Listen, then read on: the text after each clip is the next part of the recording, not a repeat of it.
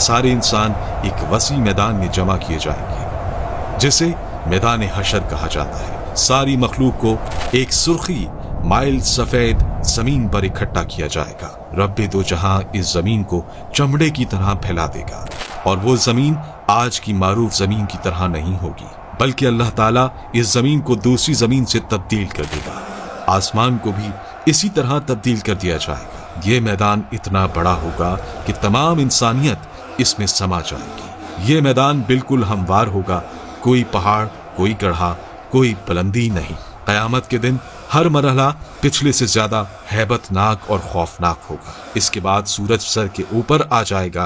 अंदाजा लगाइए कि आज सूरज तकरीबन 4000 साल की दूरी पर है और हमारी तरफ इसकी पीठ है।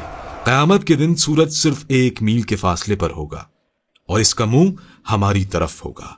क्या हाल होगा। हमारे भेजे गर्मी की शिद्दत से खौल रहे होंगे और इतना पसीना बहेगा कि 70 गज जमीन में जज्ब हो जाएगा। फिर जो पसीना जमीन ना पी सकेगी वो ऊपर की तरफ आएगी। वो पसीना किसी के टखनों तक होगा तो किसी के घुटनों तक पहुंच जाएगा। कोई कमर तक इसमें गर्क होगा तो कोई सीने तक इसमें तैर रहा होगा।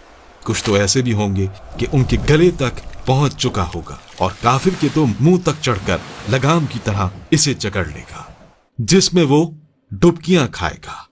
ये सब कुछ डिपेंड करेगा हमारे अमाल पर। अब लोगों के साथ उनके अमाल के हिसाब से मामला किया जाएगा। सजा या जजा अमाल को देखकर दी जाएगी।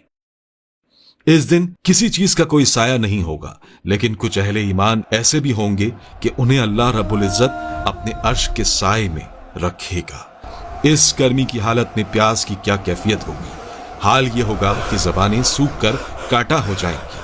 कुछ तो जबानें मुंह से बाहर निकल आएंगी। दिल मुंह को आए होंगे। लोग अपने अपने गुनाहों के मुताबिक अजाब में होंगे। इस दिन कोई किसी का हाल पूछने वाला ना होगा। बड़े मजबूत और गहरे रिश्ते इस दिन अपनी वक़्त खो देंगे। रिश्तेदारियां और ताल्लुकदारियां किसी काम नहीं आएंगी। यहाँ तक कि सगे रिश्तेदार जो दुनिया में एक दूसरे को देखकर जीते थे, इस दिन एक दूसरे से जान छुड़ाएंगे। भाई भाई से भागेगा, माँ औलाद से पीछा छुड़ाएगी तो औलाद माँ से दौड़ेगी। बाप बच्चों से बेजार होगा तो बच्चे बाप से भागेंगे। बीवी शौहर से भागेगी तो शौहर बीवी से भागेगा। आखिरकार कोई किसी की मदद करने को तैयार ना होगा। हर जान नफ्सी नफ्सी पुकारेगी। हर शख्स सिर्फ अपनी ही फिक्र में होगा। किसी दूसरे से इसे कोई सरोकार ना होगा। ये मुसीबतें चल ही रही होंगी कि जहन्नुम को लाया जाएगा।